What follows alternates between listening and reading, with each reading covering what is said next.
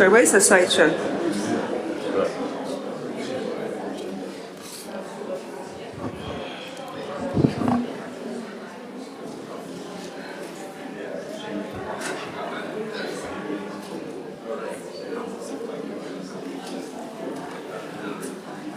Where is my, I can't see my, I want to do slideshow.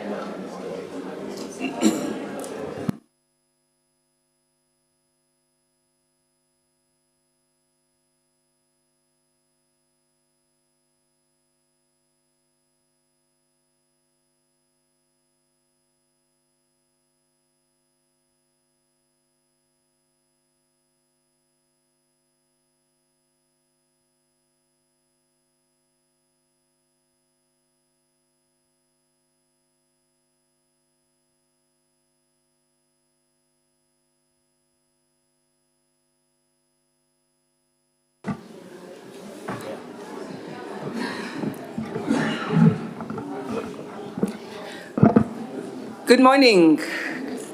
Good morning, everybody. Good morning. Thank you so much for joining us this morning as we take you through some of the work we've done. It's been an amazing week. It's always such a great gathering, hearing about the interesting work that different journalists are doing. So we're really glad that you have decided to join us this morning at our session, Shifting Journalism Narratives, how journalism is changing the African storytelling narrative in 4 countries. My name is Vivian Ihekwazu. I'm the Managing Director of Nigeria Health Watch, a health communication advocacy organization based in Abuja. I'm here also with Chibike Alaboso at the very end, who's from Nigeria Health Watch too. He's a program manager and the lead for the Solutions Journalism Africa initiative in Nigeria. We also have with us today our partners from Science Africa, Sharon Ochiano, and online news editor, and Daniel Otungi, the deputy executive director, also at Science Africa. So today, together with Nigeria Health Watch and Science Africa, we're implementing partners of the Solutions Journalism Network. We work across 4 different countries. This is work that we've been doing for almost the past 3 years. Many of you may have heard about solutions journalism. I think we've had a few sessions this week. But just to give you a quick understanding of what it is, solutions journalism really looks to present news in a way that doesn't leave people helpless. Basically, it explains and gives people solutions, people, communities, businesses, solutions to problems. So this is a way of kind of spreading problems, sharing problems solving in a different way, using the news as a critical tool to do that.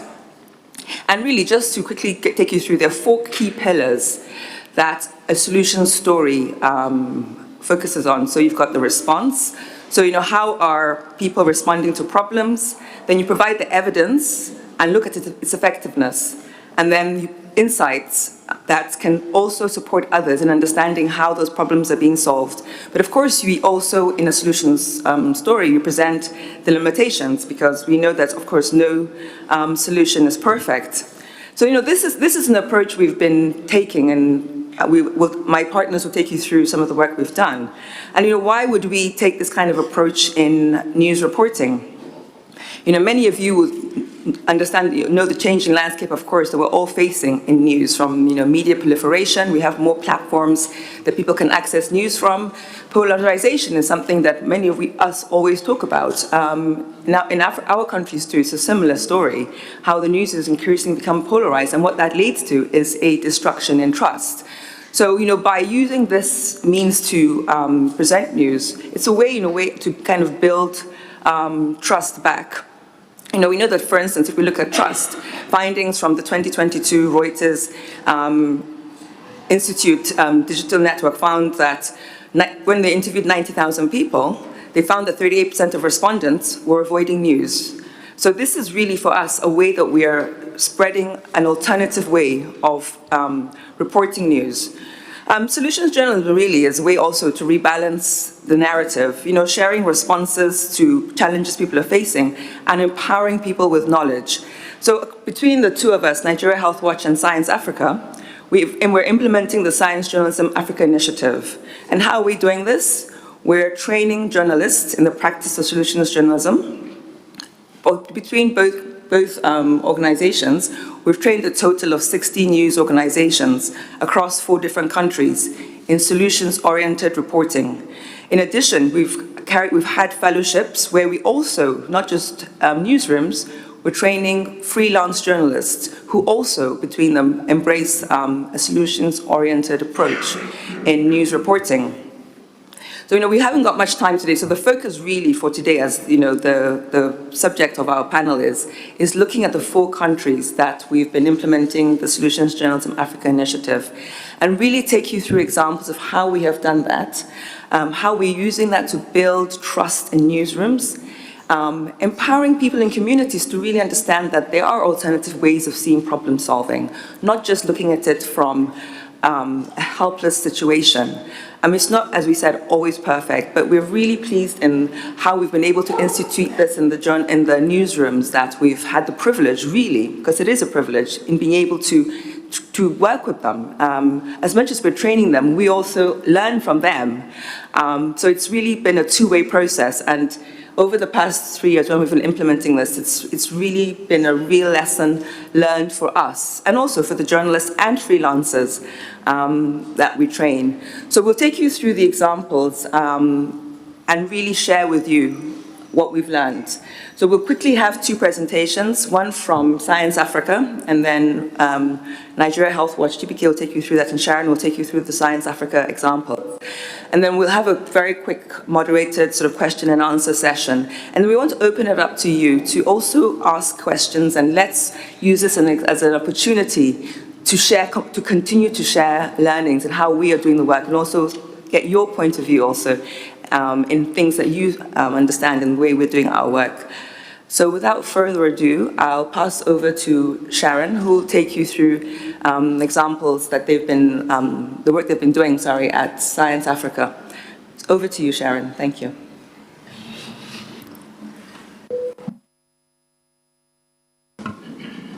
Okay. So, like Vivian said, my name is Sharon Atinu. I'm an editor at Science Africa.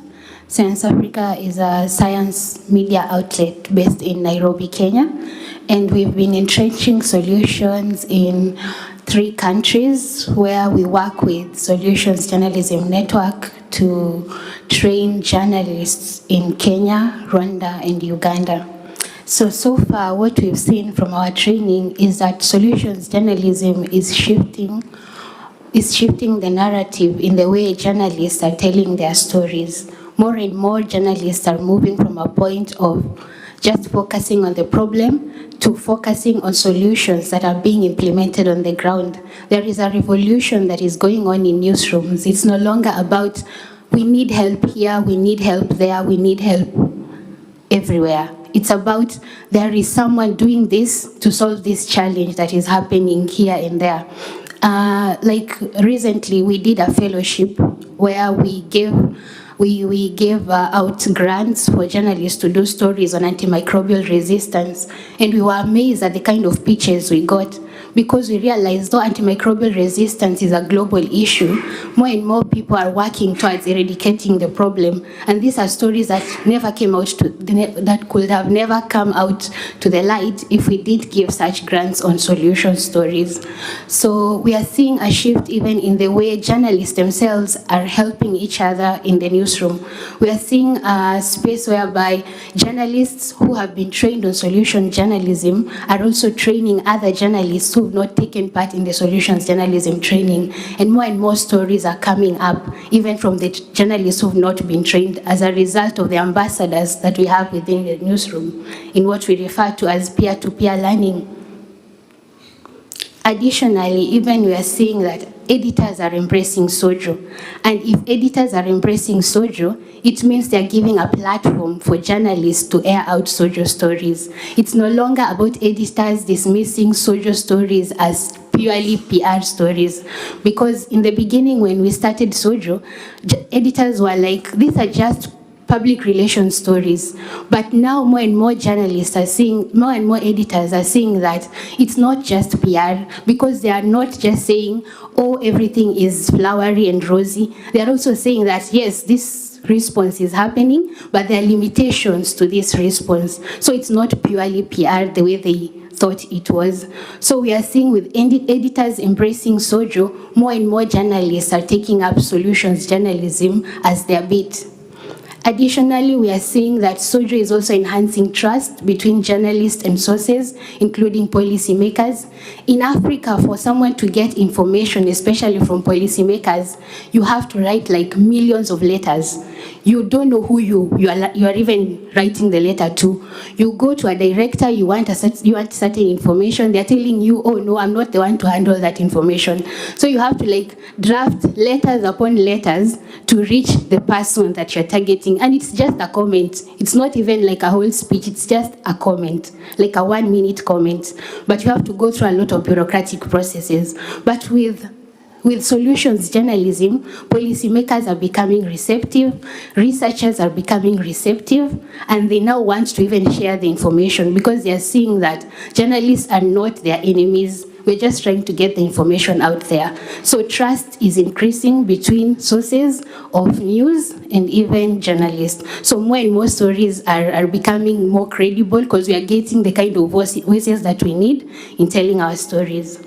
So in deepening the impact, as Science Africa, we saw it fit to focus not only on the mainstream media houses, but we also incorporated the community media stations, because in Africa there are several languages. People speak, like for example, I'm from Kenya.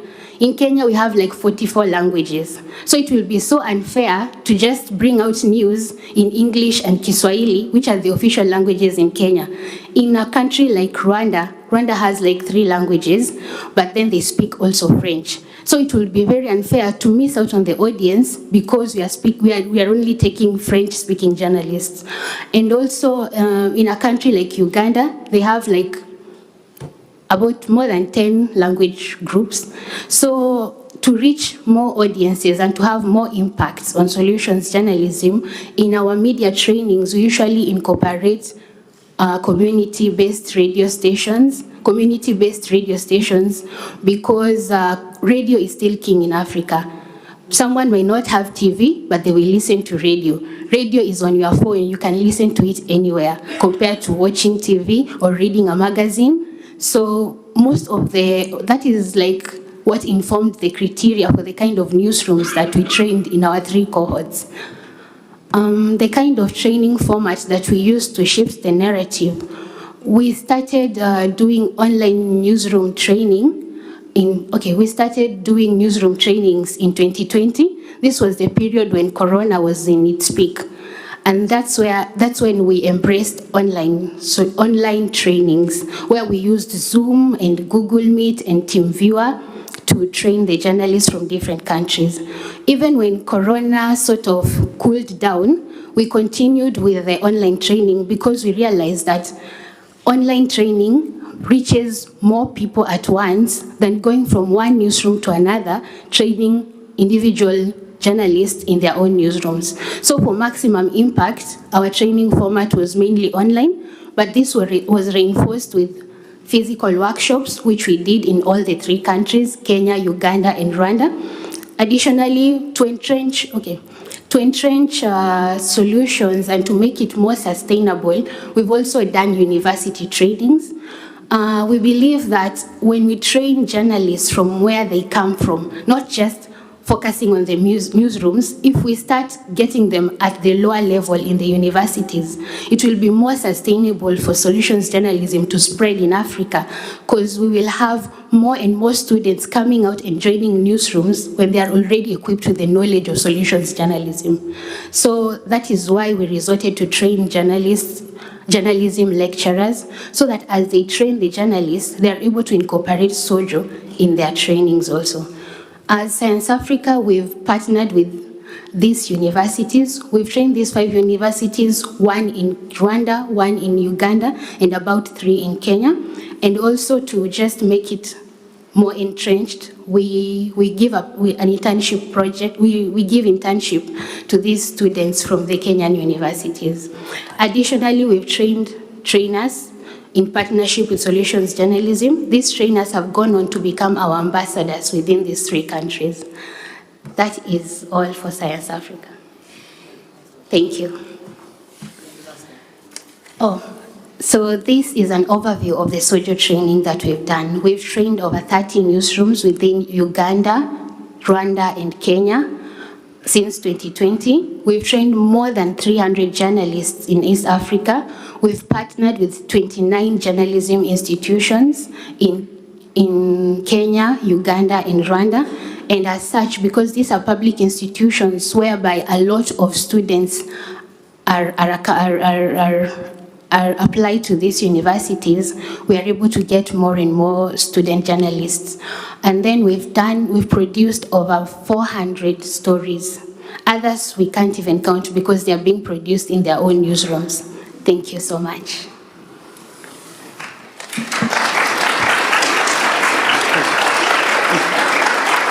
Thank you very much, Sharon. That was quite a lot to get through, and you can see, the depth of work that has been done. And I hope you are keeping your questions ready to ask, because she covered a lot about the worksheet that they're doing in 3 different countries. So thank you very much, Sharon, for that. I'll now hand over to Chibike from Nigeria Health Watch, who will now take you through some of the work that we've been doing in Nigeria for the Solutions Journalism Africa Initiative. Over to you, Chibike. Thank you very much, Vivian.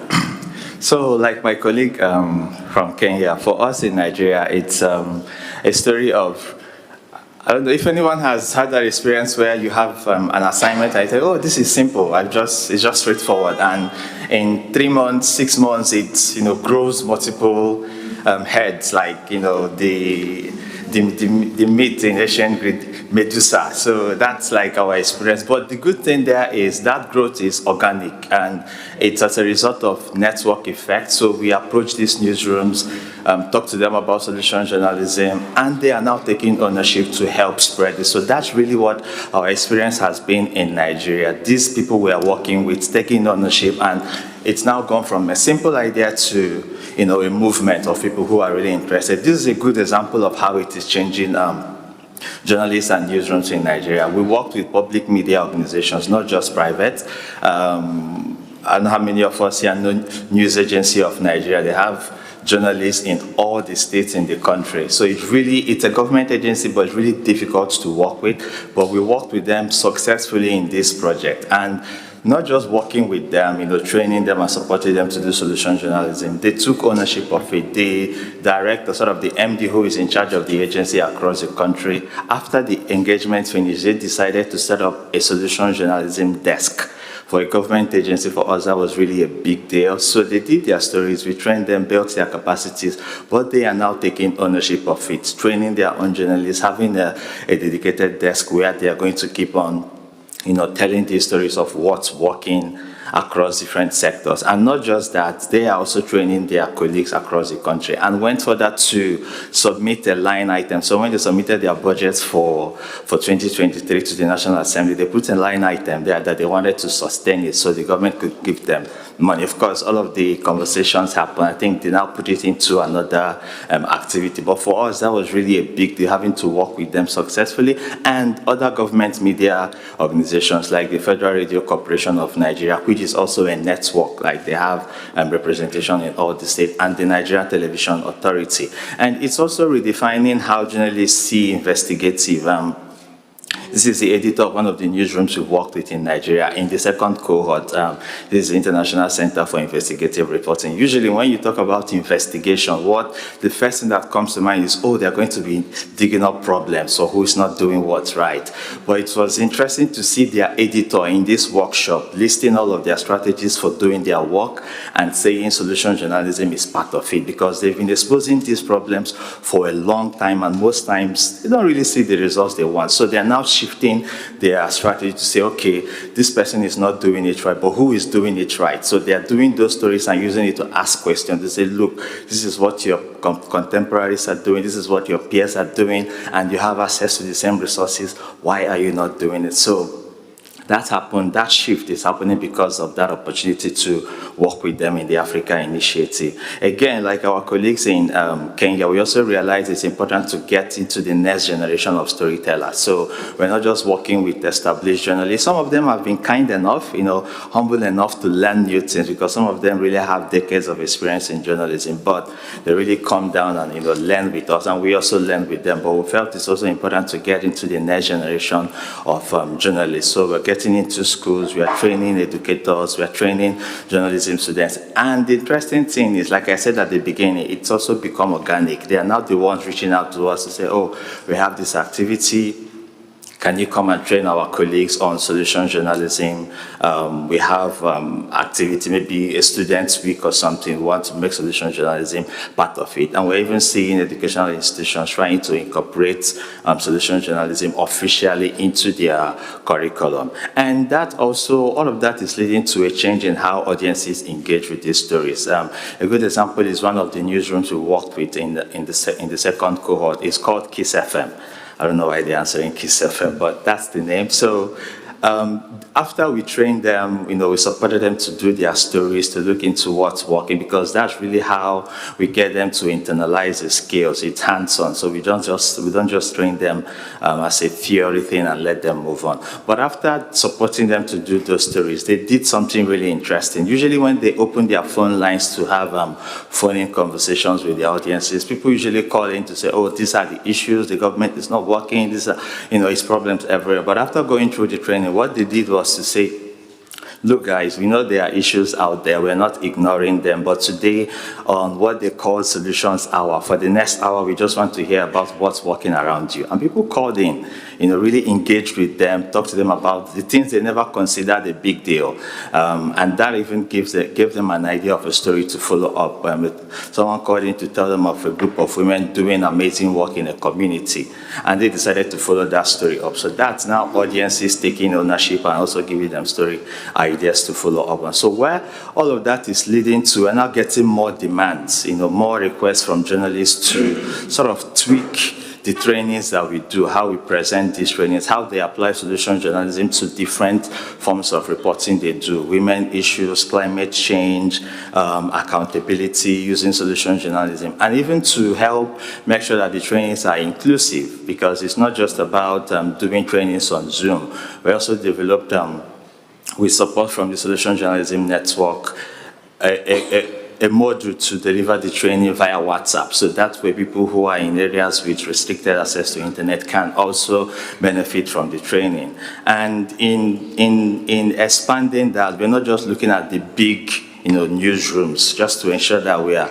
touching the length and breadth of the country. We are working with small media organizations, really startup media organizations, but mostly their work is framed around talking about responses. These are some of the small media organizations that we've had the opportunity to work with, and like I said earlier, also public media organizations, and also niche platforms like Business Day in Nigeria that focuses on business reporting, but they are adopting solution journalism as an approach, and of course, educational institutions. And again, like our colleagues in Kenya, we don't just focus on English, because Nigeria is a multi-ethnic country, so we are delivering trainings. Actually, part of the fellowship, one of the fellows developed the content training content in local languages. We have Igbo, we have Yoruba, we have Hausa, and Pidgin in Nigeria. So we're also delivering the trainings and doing the stories in those local languages, and of course in multiple formats.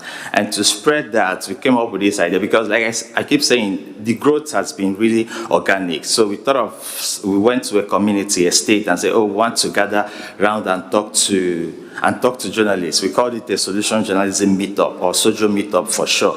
We did it in one state and put it up on social media, and people were like, oh, when are you coming to our city? When are you coming to our city? And that has led to doing solution journalism meetups in different regions. Of course, if we had the capacity and resources, we want to do it across the country. But for now, we framed it to happen in different geopolitical zones. What have we learned from all of this, or what we know so far? I mean, in training, we like to show as much as possible. This is a picture of a training. When we trained our cohort 2 newsrooms, we took them on a field trip. We took them to an internally displaced persons camp. Usually when they go to such places, the first thing they have in mind is, oh, people in IDP camps have issues, we're going to uncover the problems. But because they've been trained on solution journalism, they talked about the problems, but they also went ahead to ask them, oh, what are you doing to address these problems? Are you addressing them on your own, or there are people helping you to address these issues? So it's helping to do that. And empowering journalists is really something that worked, because we're not just training them to do stories, we are telling them, look, guys, you can be the ambassadors to help spread this. So that's really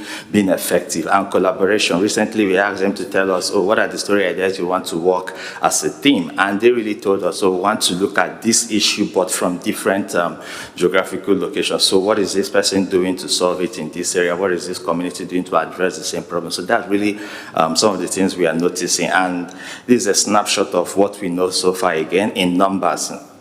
250 plus stories, over 100 of them listed in the Solution Journalism Tracker, which is really a database that collects solution journalism stories across the globe. And these stories are being written by journalists and storytellers based in Nigeria, based in Africa. They are writing about homegrown solutions, and they are publishing them, usually even in international platforms. Thank you very much. The trainings are reaching more people and academic institutions. So yeah, that's the summary of what we've been doing. Thank you very much, TBK. Sorry I had to rush you towards the end. I'm just conscious of time because we have to round up soon. And I just want to get to a couple of questions before I open it up, because I'm really keen that we get your questions in as well to ask the team here. So I'll start off by asking you, Daniel, you know, in the work that you've done so far, GBK touched upon sustainability, in that one of the newsrooms in Nigeria has now put a budget line item to include solutions journalism, which is a major feat. The work you've done so far, how have you thought about sustainability, in that the practice of solution journalism is initiated, but it now goes beyond the training that you've done? Yeah. Okay, thank you very much. Again, my name is Daniel Otunge. Yes, sustainability is one of the key things that we have thought about to be able to sustain this, because the project that we have is grant-based, and you know all grants or projects come to an end at some point. So how do we sustain this good thing? One is working with public universities and private universities to make sure that those who are being trained as journalists actually get the training in the schools that they are in. So that's one. And secondly, we train the trainers. There are quite a number of people that we have identified, senior journalists, editors, and others that we have trained to become trainers. The lecturers in these public universities that we are also working with have also been trained, and they're becoming trainers outside the university itself. And apart from that, we're also working with media networks, the peer networks, the associations of journalists in Uganda, in Kenya, and in Rwanda, and also in Nigeria as well, and other countries. Whereby the members of these journalism associations come from very many other media houses that they work for. So by engaging these associations and conducting trainings under them, we are able to reach other media houses that actually are not part and parcel of the newsroom project that we are talking about right now. Thank you. Thank you for that, Daniel. Question for you, Chibike.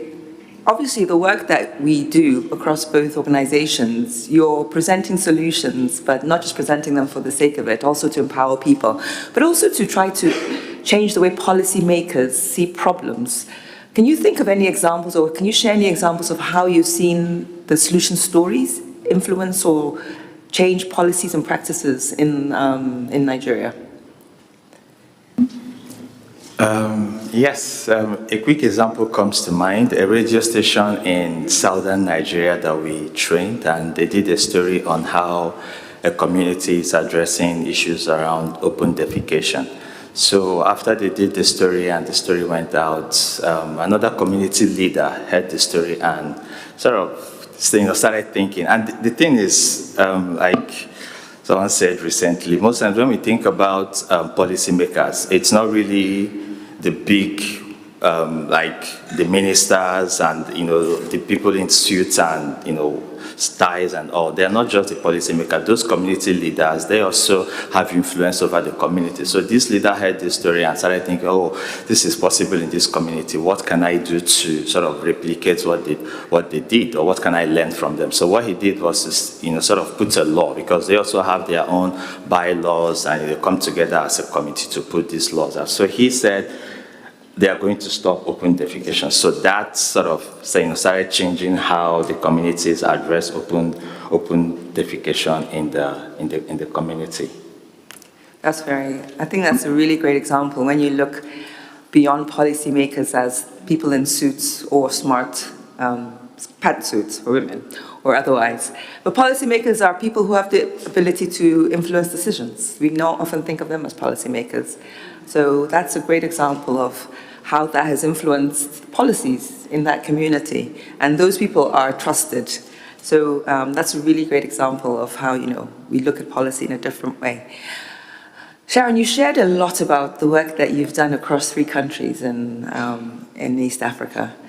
What for you, after these cohorts that you've trained, have been, let's just say, what are the 3 key takeouts you've had in instituting the practice of sojo in the newsrooms? So for my 3 key things that I've learned is that journalists are willing to learn. We have established journalists who are looking forward to learning what is this sojo really about. And we are seeing diverse interest from people of different calibers, managers in newsrooms, editors in newsrooms, journalists themselves willing to learn about sojo. Additionally, we are also seeing them, we are seeing that even the audience is changing. The African audience from where we are seated wants more of positive news. It's not always about bad news. So the more they hear about these solutions that are being implemented from the community level, they want more. So people are hungry for solution stories, and it's our work to just throw it out there as journalists. So my takeout is that people are hungry for solutions. People are willing to do solution stories, especially journalists, only if they can get the right resources to fund them to do solution stories. Because solution stories are also very resource consuming. So sometimes they require a lot of resources. So as much as journalists are hungry, if they get to do the stories, if they get the right resources, why not? Thank you. Thank you very much. And one final question to you, Chibike. I'm keen to open it up. Very quickly, can you share an experience, or can you share experiences of how you have seen journalists, for instance, in the global north, train journalists in the way they report news from Africa? Interesting. So, yeah, I think I've seen a shift in that because of the visibility and, again, this organic growth of newsrooms and journalists in Nigeria taking ownership of talking about or telling stories of responses in their communities. So that's sort of building trust and the interest in reporting about what's working on the continent and not just amplifying the issues.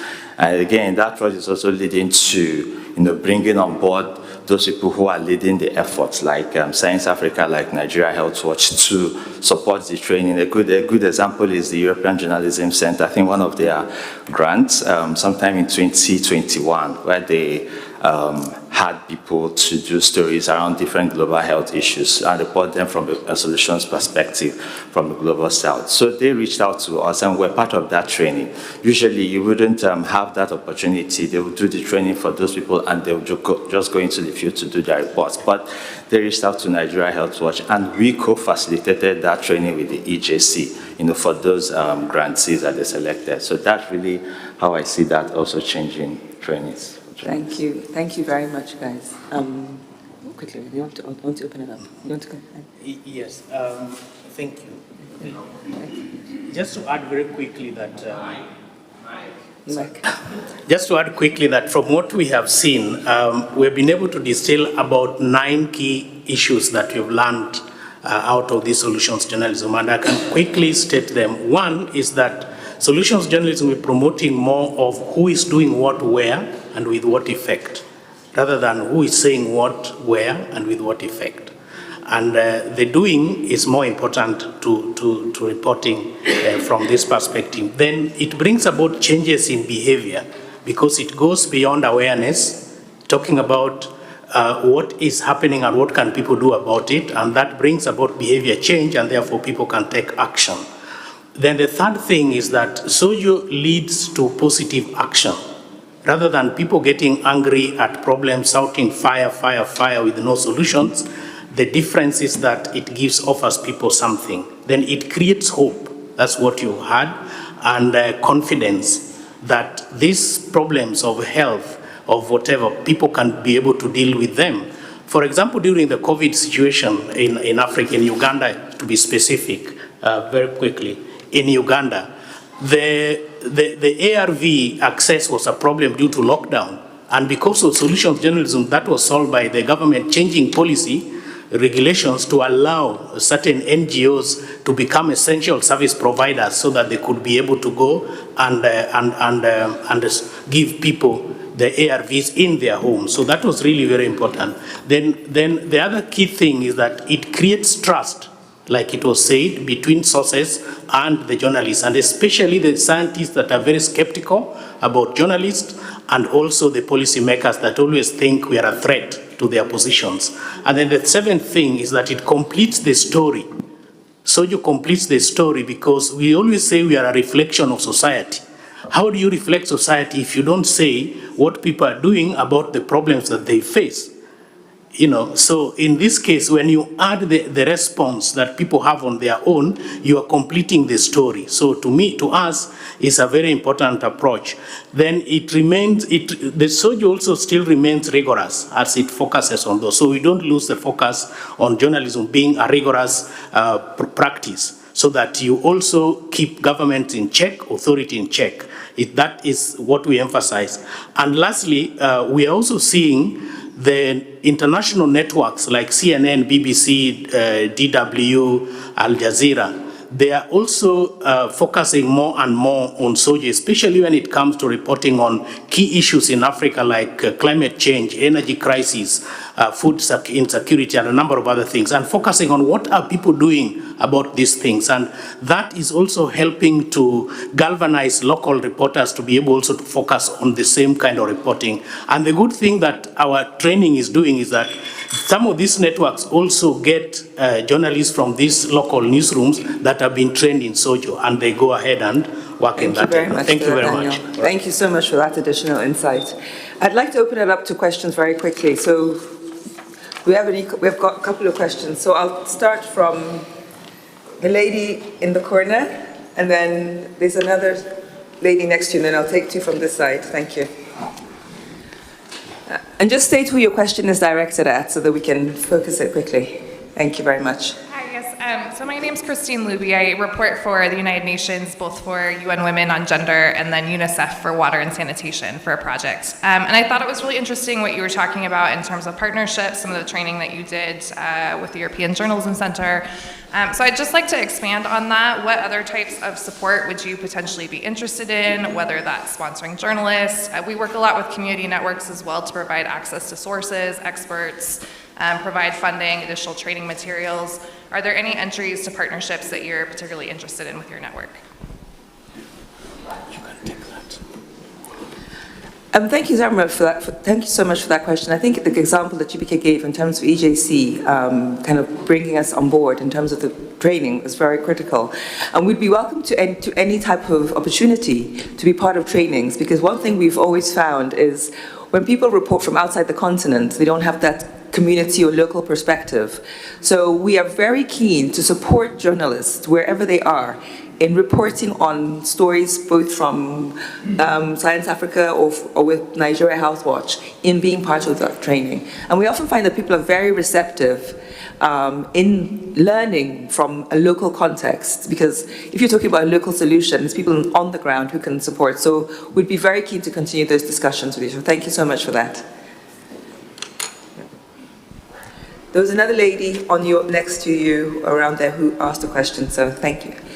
Hi, I'm Kai Nebe, also a journalist who covers issues across Africa. Very cool presentation. Just very quickly, have you ever had a situation where solutions-driven journalism has actually not worked in the way you wanted to? You've talked a lot about how it has worked and the good effects it has, but have you come across communities or certain journalists where it's not worked, and also why it hasn't worked? And you can take that. Yes, we have. We still have editors who are resistant to solutions journalism, and they say they do not want to go that way. So it takes a lot of engagement.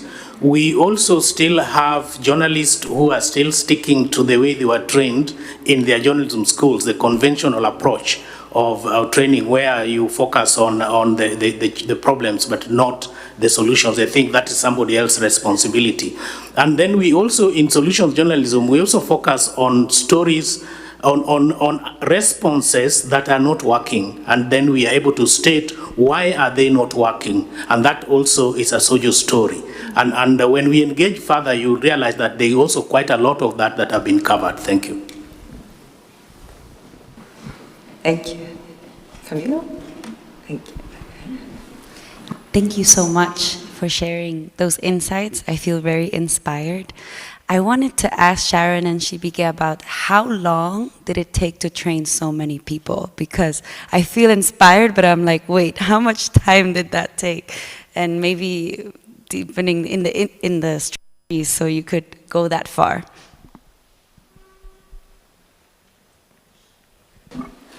So this has been happening since 3 years now. Project started 2020, but trainings kicked off officially in 2021.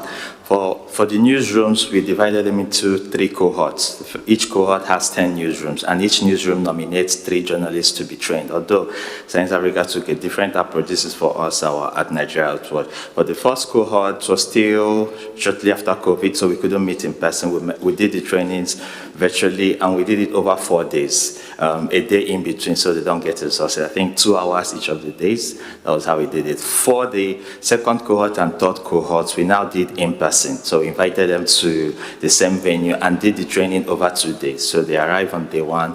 We did the training the first day, the whole day.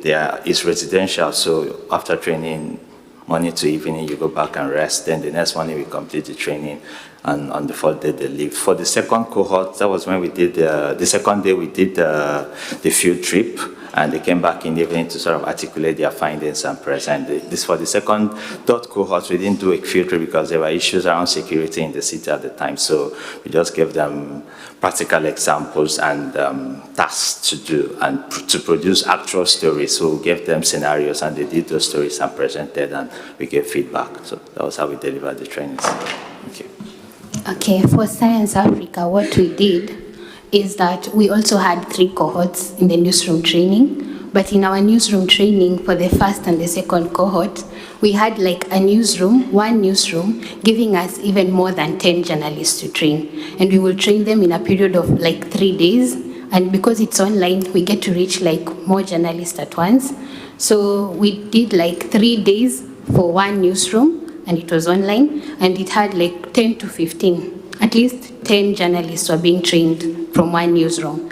Then that was for the 2 cohorts. In the third cohort, we decided to specialize. Like we only train 3 journalists per newsroom, and then 3 journalists per newsroom, but training all the 10 newsrooms at once. So this took a shorter period of time. The first 2 cohorts took like 1.5 months. because we were doing like 3 days, 3 days. Yeah. But for the third newsroom, it took like about 1 to 2 weeks. No, actually just 1 week, because we did 10 newsrooms at once. Additionally, we've had physical workshops. Physical workshops were like for 2 days. So 2 days in Kenya, 2 days in Uganda, 2 days in Rwanda, but then they were spread across the year. That's how we were able to train many at once. Thank you. Just to add that what they mean by a cohort is that it takes a whole year. Every newsroom that we adopt is not just a one-off kind of parachute training. It takes 1 year, you adopt a newsroom for 1 full year, you make sure that they understand the concept very well and they're able to apply it and produce stories in Sojo. Additionally, sorry, to just add on to what Daniel has said, what we will do is after training these newsrooms, we will also take each individual journalist through a mentorship process, whereby we are following them up, because by the time we finish this newsroom training, what we were doing is that they were submitting pitches for stories that they thought were solutions journalism after the training. So we will do like personal mentorship with each journalist. That was my work. Thank you. Wow, we have more questions. Let me take the gentleman with the glasses. Thank you very much, Chair. You're welcome.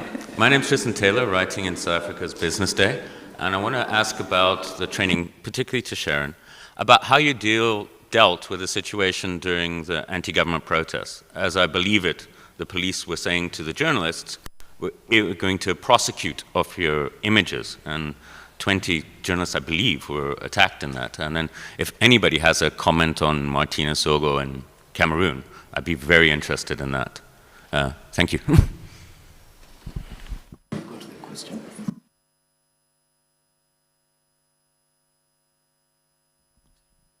So I can talk about the anti-government protests in Kenya.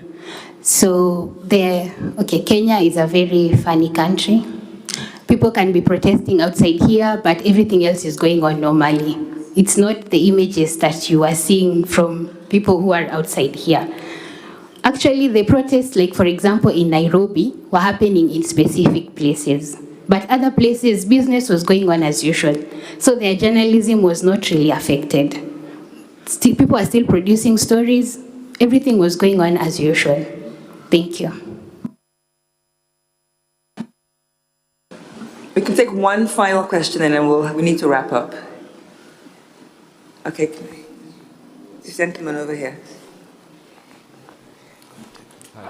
I guess is particularly for Sharon, it was very interesting. I suppose when we think about who the audience is for and who we're actually doing this reporting for, especially with solutions, and when you were speaking about sort of producing in different languages and community radio, I suppose I'd be interested to know if you had any specific examples of where that sort of really benefited the community, but also in terms of how you go about sort of measuring that impact when it might not be as clear cut as.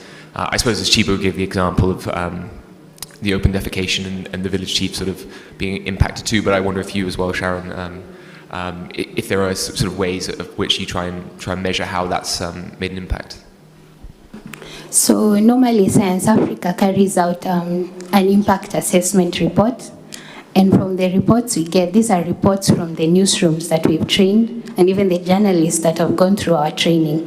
So they give us feedback of how solutions journalism has been received either within their newsrooms or even in their community.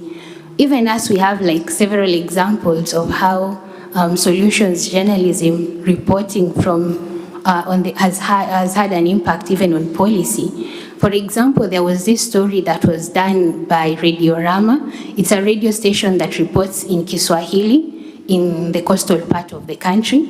They did a story about how one constituency, the member of parliament of that constituency has come up with a training project whereby he trains youths who have not been able to get formal education, and he empowers them by giving them training on hands-on skills like technical jobs, carpentry, just these things that you can do manually with your hands, carpentry, hairdressing, such things. to create employment for them.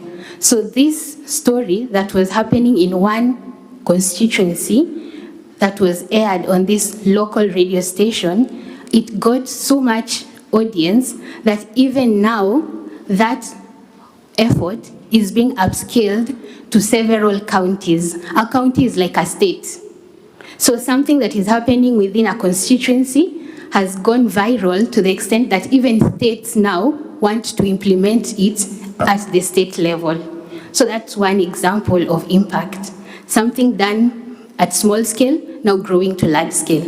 Additionally, we also have a case whereby this was a case of sand harvesting along riverbanks. This was a story that was done in Kikamba. Kikamba is one of the languages in Kenya. And the story was done by a small community radio station of how some people downstream are suffering from sand harvesting that is being carried out, but then through a solution of rehabilitating the river, people are now able to access water. And this prompted the government, the county government of that place, a county government is also like a state, to come up with policies that enable sand harvesters to do their sand harvesting, but also put up rehabilitation and reclamation measures such that people are not adversely, negatively affected by their sand harvesting activities.